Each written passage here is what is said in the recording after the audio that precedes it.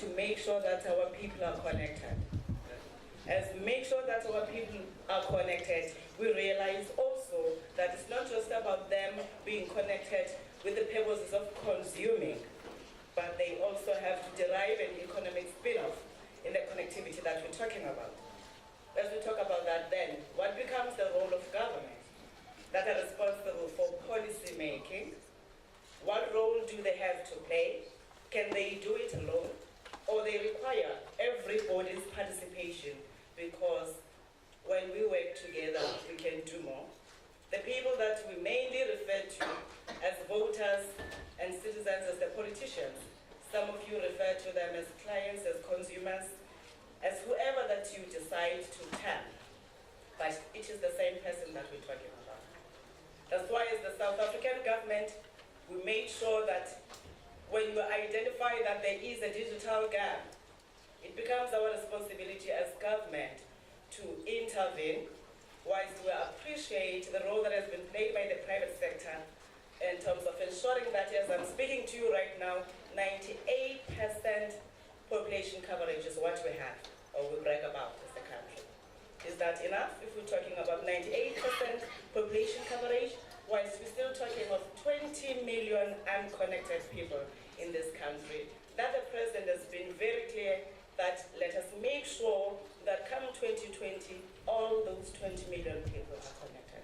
The SA Connect program, that is the broadband rollout program of government, that seeks to make sure that together with the work that is being done by the private sector, it empowers our people and gives them access to communication as it is enshrined in the Constitution. We have tried again to make sure that we do not only give our people connectivity, we have made sure that if it is to be a holistic approach, if our people to derive an economic spin-off and value out of the connectivity, we've got to provide them with the skills.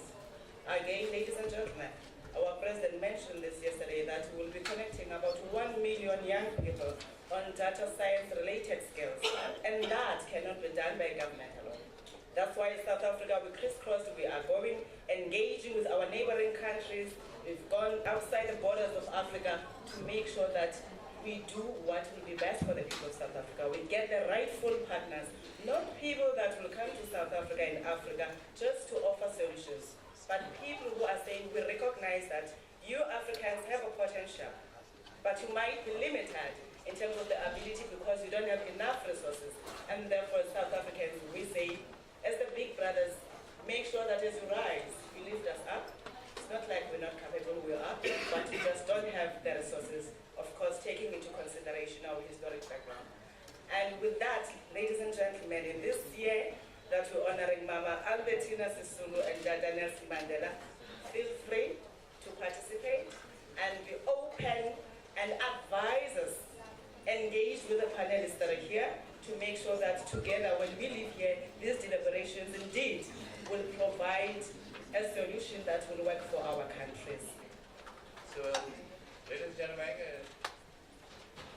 welcome you to this first nuclear roundtable meeting. I'm very pleased that at this meeting we have more than 40 ministers, because there were more than 20 head of the agencies, so that these important meetings, to have so many ministers here, add the value to our gathering. So I take this opportunity to express my sincere thanks to all. But today's Minister Roundtable explore how government can enable smart digital development. What we can do to address the risks of smart world, and why financing digital development is critical in moving towards smart societies. The presence of all the ministers here today show how important it is for us to learn from each other, and what an international platform like the ITU's Telecom World 2018 can achieve by bringing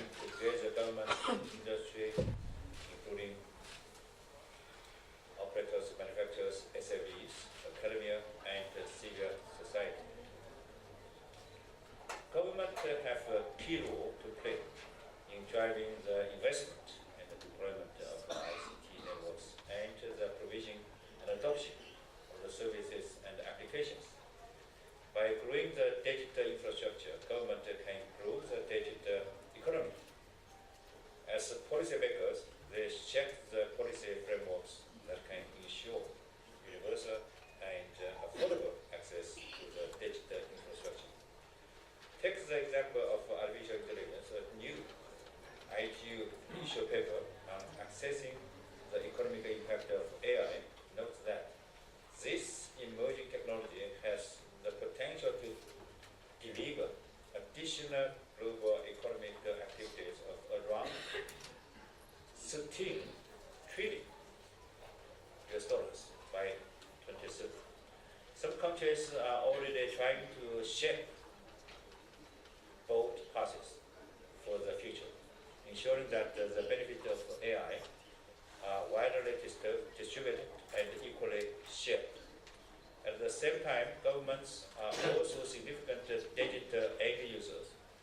The digital transformation of public services offered to citizens can be an important driver for smarter digital development. Cooperation is key at the national, regional, and global levels. The recent declaration of G20 digital ministers emphasized the crucial role played by ICT in modernizing and increasing efficiency and effectiveness in the public administration. And if I look at this journey, what is it meant to the world? It's so different compared to how it was 1990 when we cut the cord to the phone and we got mobile telephony at a scale. But the way that telecom is now influencing the world, and it can bring education to people that had previously no access to education and so on, I think it's fantastic to see, and I'm really proud to be part of this journey. I've been working quite a bit in different parts of the world, and we have been trying to follow also a bit more scientifically the way that, for example, penetration of mobile broadband impacts countries' GDPs. And of course you can always argue about the methods, but we've seen together with some of the business schools, more or less over a 12-year period that we studied 2002 to 2014, a 0.8 increase in GDP compared to a 10% increase in mobile penetration. Slightly higher in low-income countries, slightly lower in high-income countries. But it's very interesting you find these kind of points. And to me, where we are right now, we are still deploying mobile telephony based on government stable regulations and so on, that I think, to me, has been very, very strong in the areas where it actually has benefited the development. Commercial actors like us, like MTN and so on, need to typically trust a stable environment that is stable when it comes to regulations on spectrum, but also tax policies and security and so on. I think that has been one of the things that I see in countries where it's been strong development. Then we see countries using this in different ways. Of course, we're in South Africa. We've seen places like Rwanda where government is supporting leapfrogging using new technologies and so on in areas where has been little done before and so on. So to me, this is a very interesting point of time where we're also turning a little bit from mobile telephony being the global case to also the way that governments have to support use of technology to Internet of Things, to supporting healthcare and industrial cases and education and so on, that requires different things from policymakers that we are not as used to. But I think it will be as important in those cases as it has been to bring the basic telecoms to people. So to me it's a very interesting time to be here, and very interesting to listen to the other speakers as well. For many of the operators, we need to recapture some of that boldness that characterized the first phase of the industry, where we literally stopped at nothing to build the base and to put the networks out. I think, of course, there are policy matters that would help tremendously. The first one I would point out is the link between the network and basic infrastructure.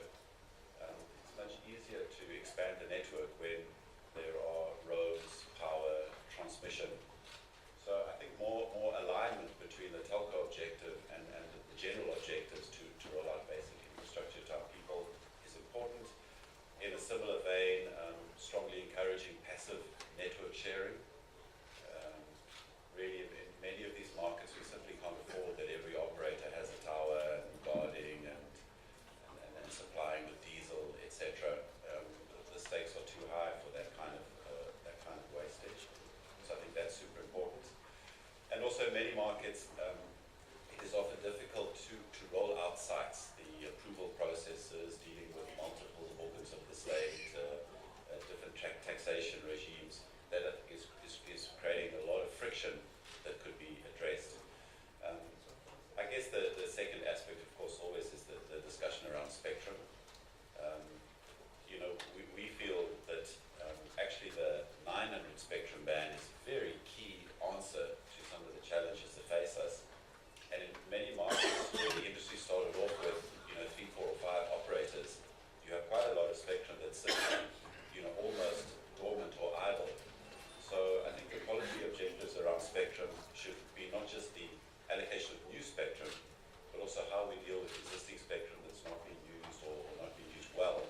So, some progressive regulation coming out of markets like Nigeria for spectrum trading, or recently in the South African bill. I think this is being addressed, but I think it could do with some more effort in many of the other markets.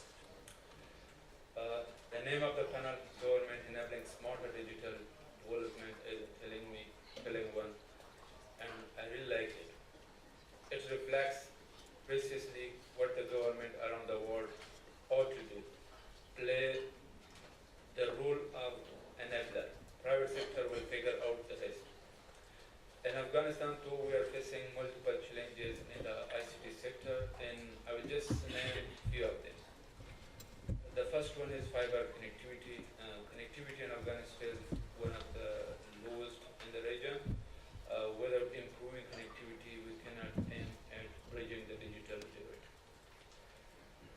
Second thing is achieve an accessible internet. Internet is very expensive. Without access internet, it is impossible to promote e-services and expect people to use them.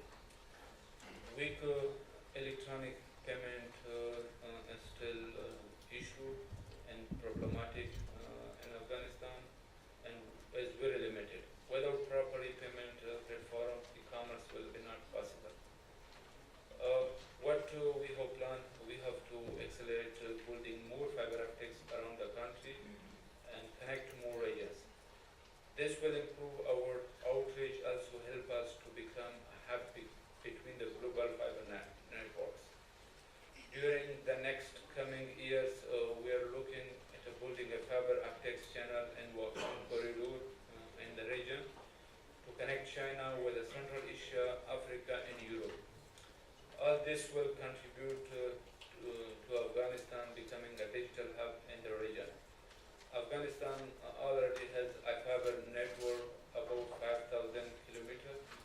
During the next few years, we will lay another 1,000 kilometers of fiber optic. I want to add one more good news that this year the Afghanistan government approved national access policy of the fiber optics. Now the private sector can invest in the Afghanistan. Afghan Telecom Authority already issued 4 licenses, and there is a commitment for about 400 million investment. It was excellent preparation of the ITU Telecom World event. Today, information and communication technologies are the most important factor of economic competitiveness and the quality of life improvements in society. Kazakhstan understands it and supports this trend. Let me tell about the key development priorities in the field of the telecommunications in our country. Development the ICT infrastructure for Kazakhstan is strategically important for a number of understandable reasons. First, it is the first territory of the country, the 9th largest in the world. Second, lack of access to the ocean. Third, low population density and the location of small-sized cities and villages. And thanks to the policy of the President Nursultan Nazarbayev in the 25 years since its independence, a modern infocommunication landscape was created in the country. Thus, the number of internet users in Kazakhstan has increased from 8 to 67% since last 10 years. We occupy 33rd place in the UN ranking of electronic government development. All large and small cities across the country are covered by 4G network. 1/3 of rural areas have access to high-speed internet connections. Kazakhstan has its own space program, and today 2 national satellites provide communication and broadcasting services for all operators of the country. In the meantime, we are planning to advance to the next stage in development of ICT industry with the adoption of a state program, Digital Kazakhstan, in this year. The document includes 5 key directions, one of which we call implementation of the digital Silk Road. This direction is aimed at developing a high-speed protected infrastructure, transmission, storage, and the processing of data. We are planning to build more than 20,000 kilometers of fiber optic telecommunication lines within the next 3 years, providing more than 1,200 villages with high-speed internet. We are in effort to address the infrastructure challenge in Lesotho that we have embarked on the e-government initiative with the aim of rolling out infrastructure in the underserved areas. The main aim of the initiative is to provide proper infrastructure which will enhance usage of e-services. We are also again rolling out fiber throughout the country. We are also constructing community e-services and underserved areas, as well as establishment of internet parks.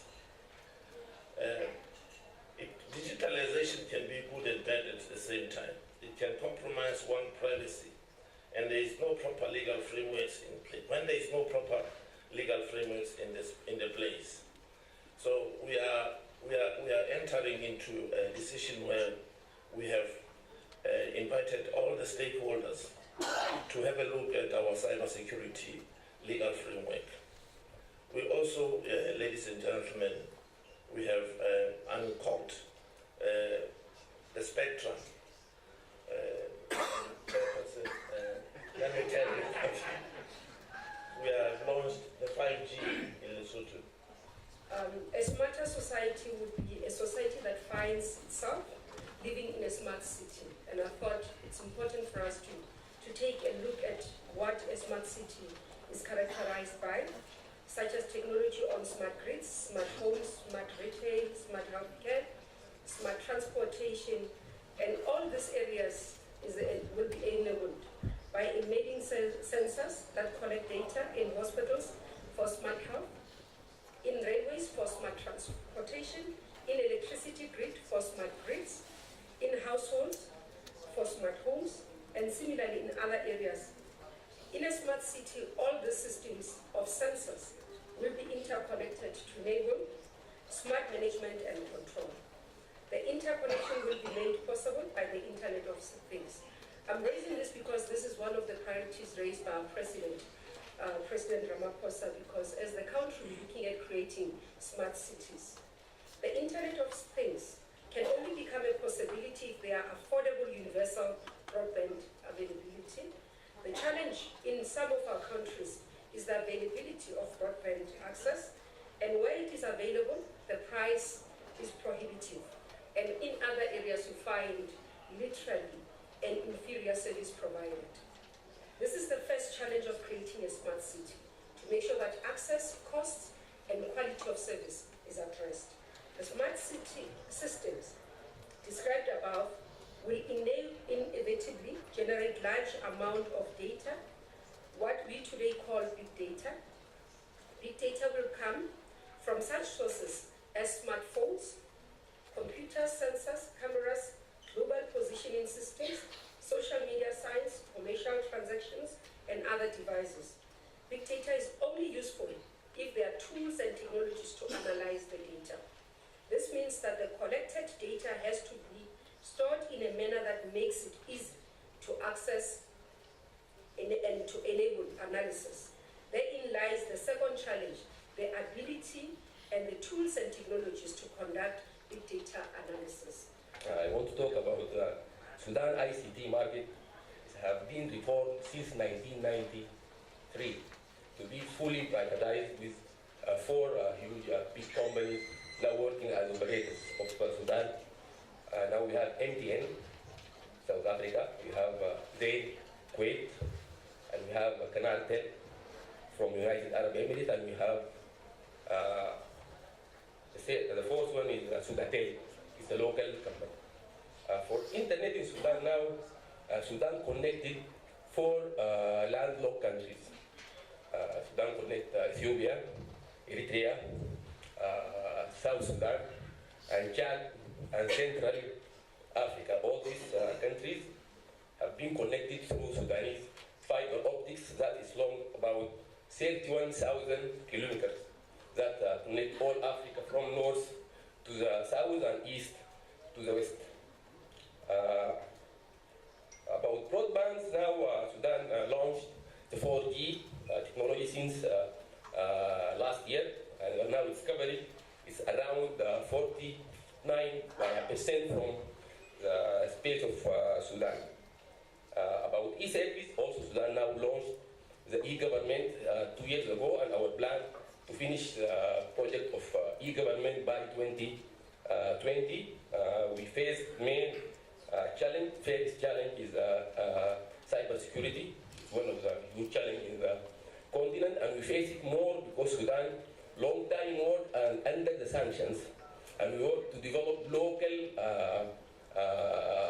software and local apps and local cybersecurity teams without any kind of support from outside Sudan. But now sanctions have been lifted from Sudan, and we are looking forward to integrate Sudan with all the region. Now we have our own national IXP, Internet IXP, and we're looking to launch 4 regional IXPs with the 4 African countries. The last challenge we face is the fading. You know, the fading is not just around Sudan. I think all the African continent is under fading, and we need to be more engaged with wide data service from outside. We need gateways, more broadband, more gateways, and I think Africa is very close to reach the top of the region or of the world next, because we have a huge and we have very special minds, young minds of youth. They can launch Africa to the new what they call it now, the fourth industrial revolution. Thank you. The UK is committed to ensuring that every part of society is able to access the opportunities that digital technology provides, irrespective of age, gender, physical ability, ethnicity, health conditions, or socio-economic status. And that applies importantly equally to urban and rural areas. But as it currently stands, an estimated 50% of humanity is still not connected to the internet. And to ensure that no one is left behind, everyone, including our governments, industry and international organisations, have an important role to play. Government has a particular responsibility in building an enabling environment for investment. Let me give some examples. By fostering competitive markets with a streamlined licensing process, by putting in place transparent and predictable regulatory frameworks which support consumers, by promoting public-private partnerships to support investment in infrastructure, and where possible, coordinating with other infrastructure projects, by using universal service funds effectively with input from stakeholders, by ensuring that spectrum is allocated openly and that sufficient broadband-capable spectrum is made available and used efficiently, by avoiding excessive tariffs on telecom goods and services, and supporting capacity building and skills. And this is a demanding agenda for all of us, and I certainly don't underestimate the challenges that it poses for developing countries in particular. Government of Palestine put in mind its role to enable a smart digital economy, and how can we enable Palestinians to be able to utilize the internet and technology to improve the quality of their life and to bridge the gap between Palestine and the rest of the world. So we basically focused on the infrastructure. Maybe you know that recently we managed to have the 3G mobile communication to be launched in Palestine and only part of Palestine. And just recently, I mean within the last few months, we managed to have the second operator with the second generation of mobile communication to go to one part of Palestine, which is the Gaza Strip. So we do suffer a lot, but the government is doing its best in order to enable, to provide the infrastructure. When we talk about infrastructure, we also need to talk about regulations. So recently we managed to have the e-transaction law to be approved, and now we are looking for the implementation of this law.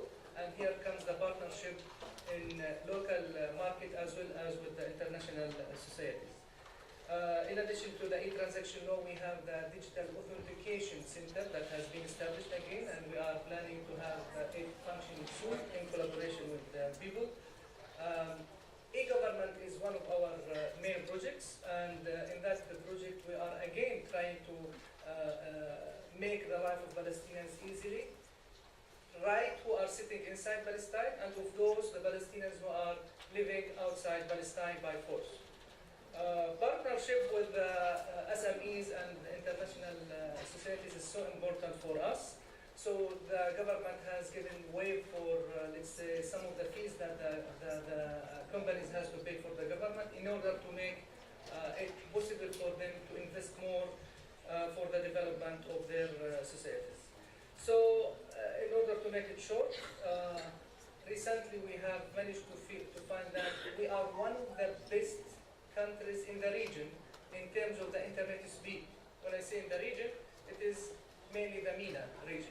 So we have almost 13 gigabits per second for the access time, which is reasonable for the time being, but we are planning to do more than that.